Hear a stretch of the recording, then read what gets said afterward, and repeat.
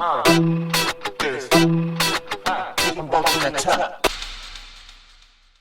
to today's episode of the Daily Sports Content Economy podcast for March 18th, 2026. We created this podcast specifically for alternative and Tier 2 sports leagues, teams, competitions, and the athletes who compete in them.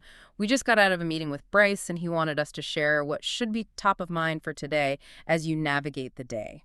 Yeah, and to really deliver on what Bryce asked for, we are diving into a massive stack of material that you, our listener, uploaded for us. We're talking a grand total of over 25 distinct sources, articles, and industry newsletters. Right. It is a huge stack, and we are going to synthesize all of it into this deep dive.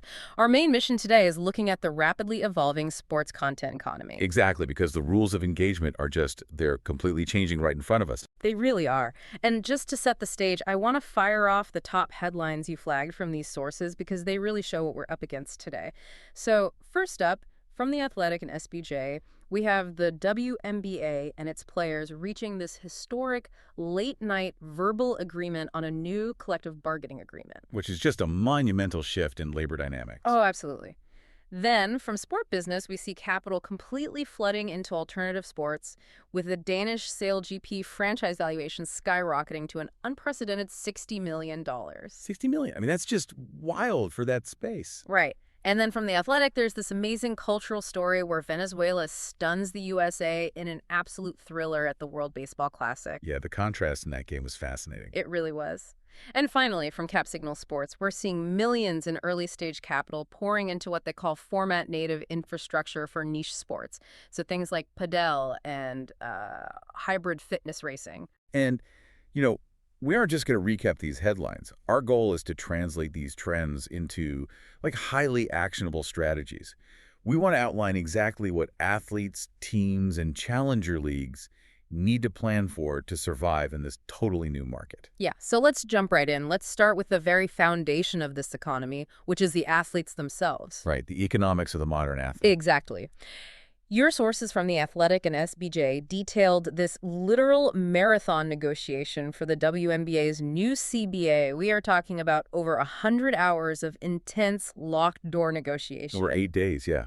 It became this genuine battle of attrition over future media rights multiples. Right, they were just totally deadlocked over the revenue share structure. Completely deadlocked. So paint this picture. It is roughly 3 a.m. The league and the players' union have finally whittled down this incredibly contentious revenue share divide to just a mere 4% difference. Just 4%. Yeah, and they bridge that final gap, and suddenly you have WNBA Commissioner Kathy Engelbert and the union leadership standing in front of these exhausted reporters with glasses of champagne to announce the deal. At 3 a.m., I mean, it's incredible. Right.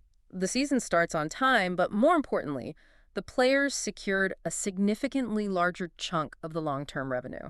And that 4% difference, it wasn't just a rounding error. It represented a fundamental bet on the exponential growth of women's sports. Absolutely. But while that CBA is this great traditional collective labor victory, the way individual athletes are generating their own leverage is where the landscape is completely fracturing right now. How so? Well, if we look at the NCAA tournament and the current NIL era where athletes profit from their name, image, and likeness, the whole sponsorship model has basically been inverted. Right. The power dynamics are totally different. Exactly. According to reporting from Modern Retail and Money Call, it's actually food, beverage, and quick service restaurant brands that are currently driving the highest deal volume. Oh, wow. Really? Yeah, but here's the kicker.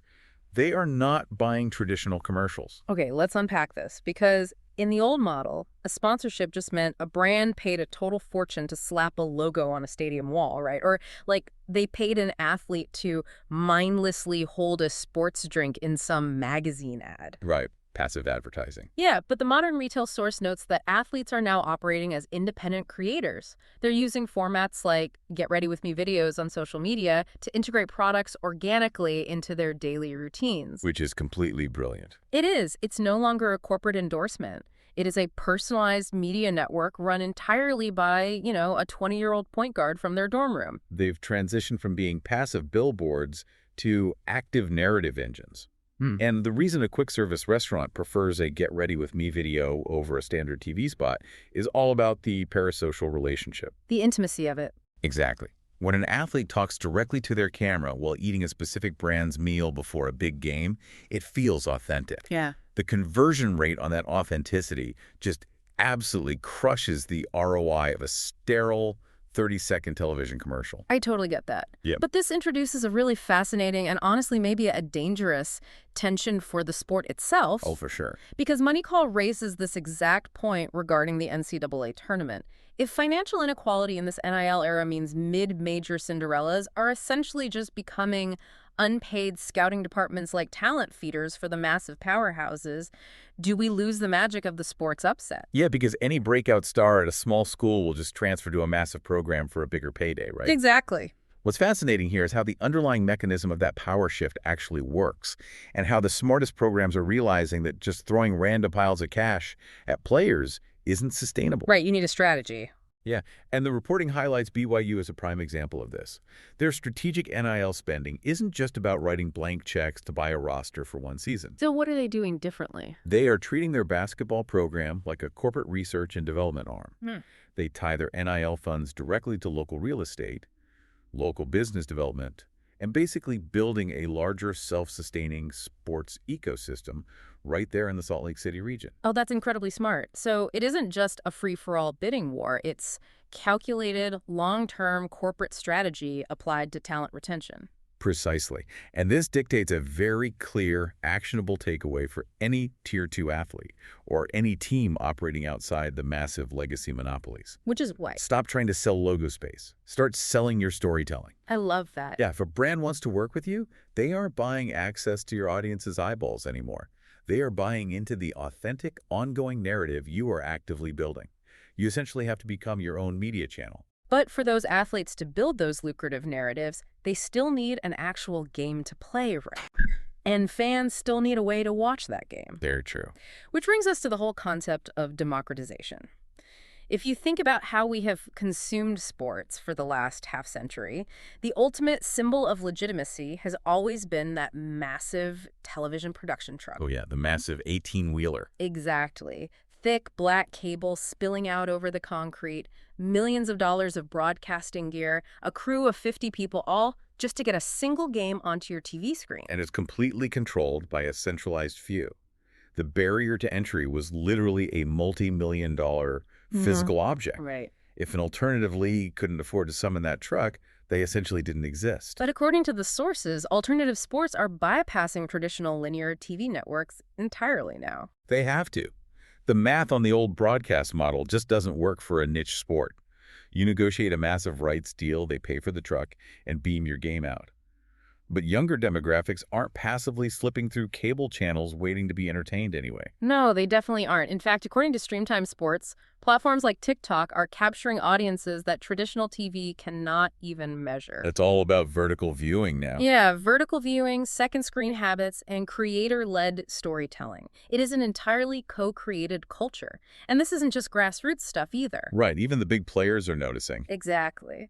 TubeFilter reported that for the World Cup, FIFA is actually giving a select cohort of YouTube creators unparalleled behind-the-scenes access to matches. That's huge for FIFA. It is. These creators aren't just sitting in a suite reacting. They are providing real-time tactical breakdowns, human interest stories, and raw emotional content right alongside the official global TV broadcasters. So the broadcast is being decentralized. And simultaneously, the technological barrier to producing a high-quality live feed is completely collapsing. Which leads right into that Cap Signal sports report you mentioned earlier. Yes, the report on a startup called Iko. This is so critical. Iko just raised $1.5 million to build an AI-native broadcast layer specifically designed for mid-tier and alternative leagues.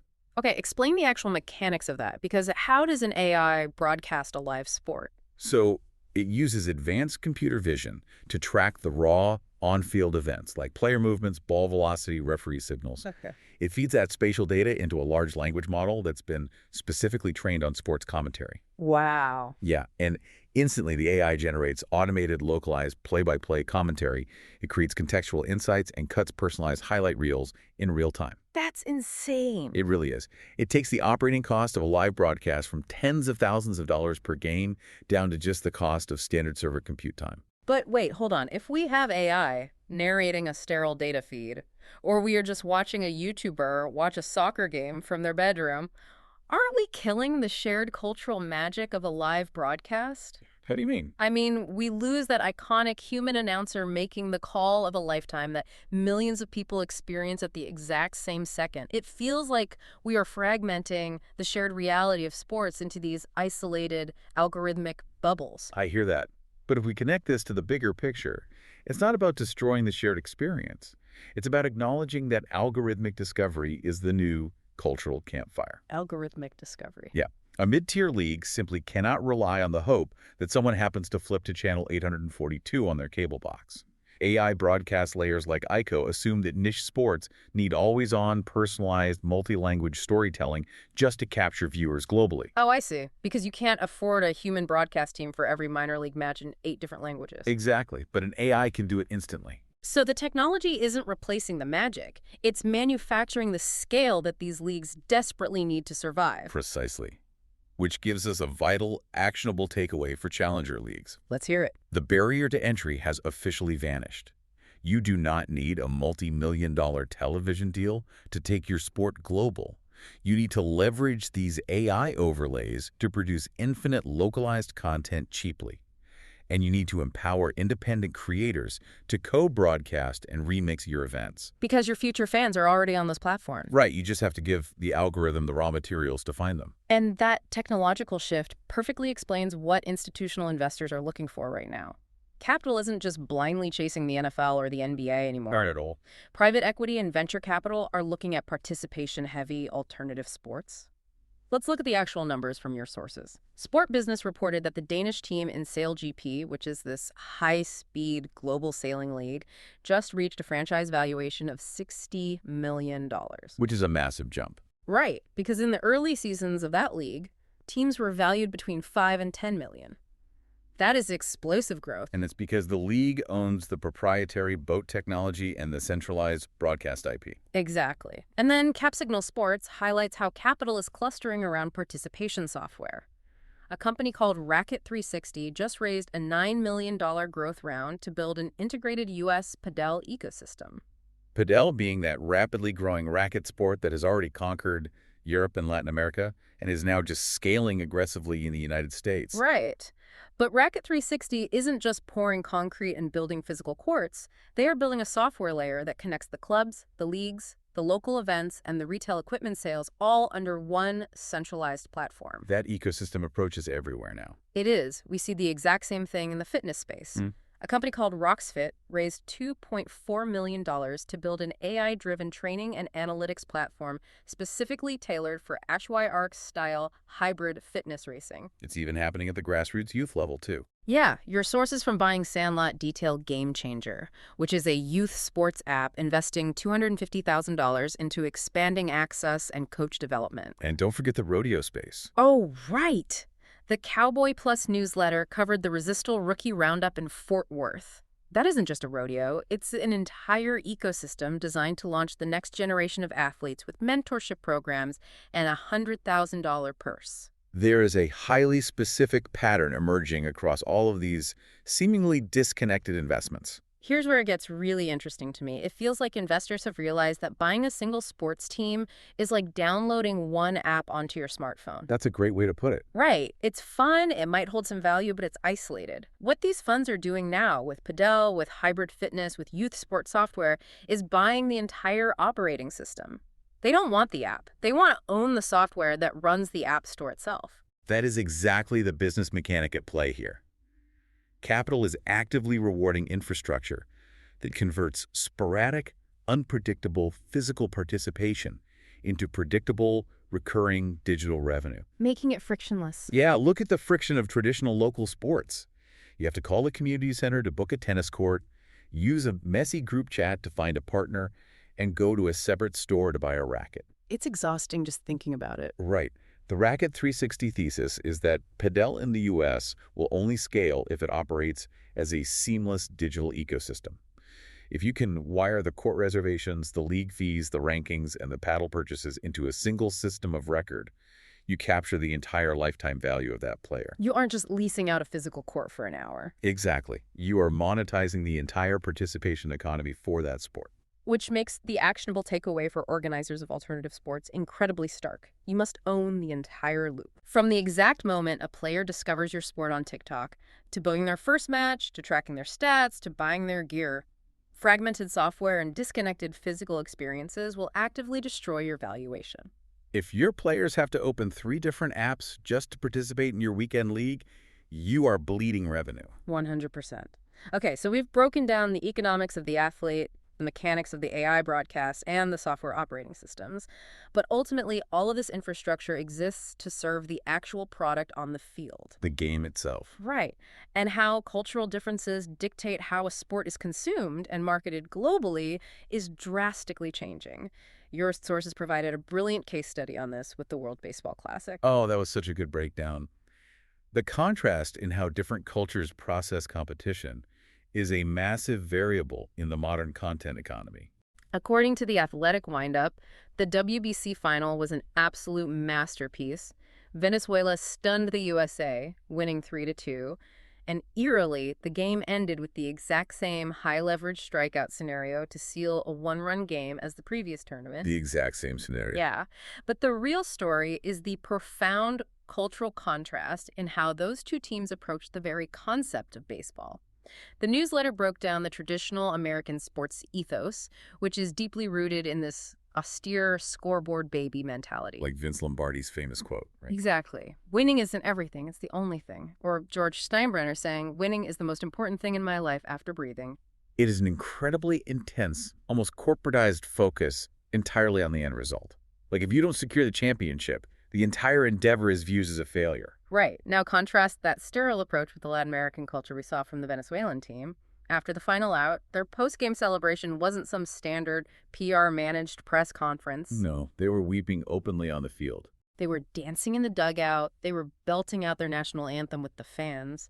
Eugenio Suarez told a reporter, they play with that level of visible passion because, as he put it, we feel the jersey. It was pure, unadulterated joy. And the global financial market aggressively responds to that emotion. SBJ reported that Japanese brands completely dominated the outfield wall sponsorships for the tournament.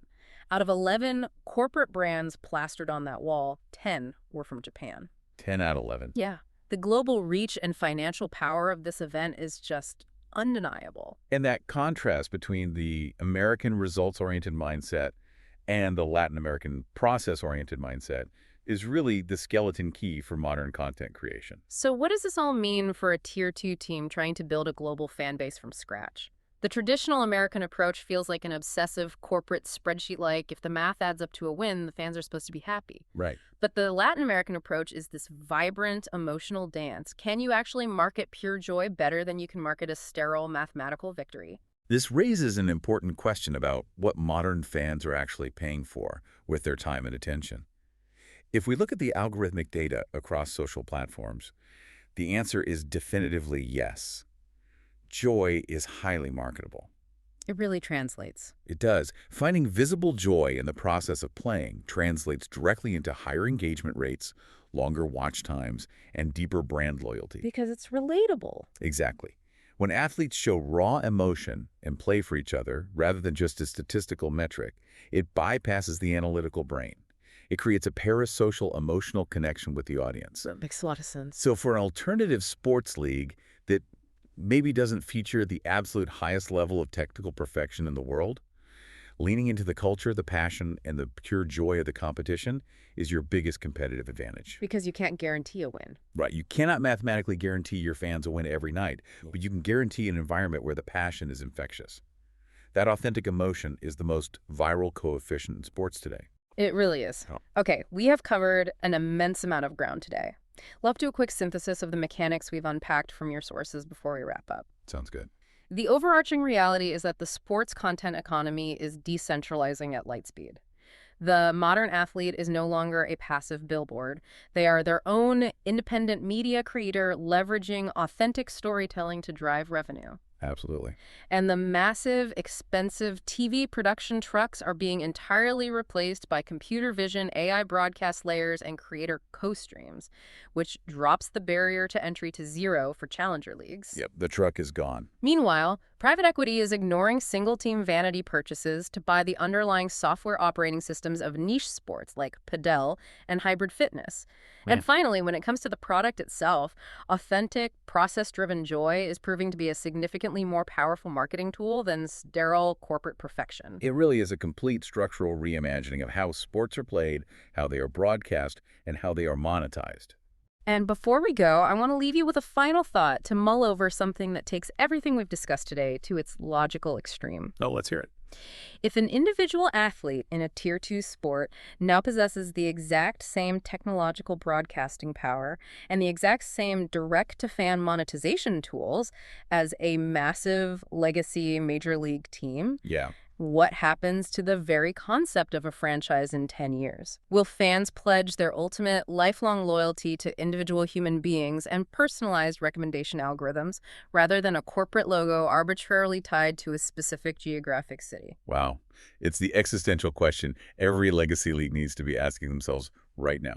We will definitely be watching to see how it plays out. Thank you so much for sharing this incredible stack of sources with us and for taking this deep dive. The traditional broadcast truck might be driving off into the sunset, but what is replacing it is faster, smarter, and infinitely more accessible. Catch you next time. Thanks for listening to this edition of the Daily Sports Content Economy Podcast. If you're ready to build your content media empire, we should probably talk. Visit rootgroupmarketing.com. Thanks for watching and listening.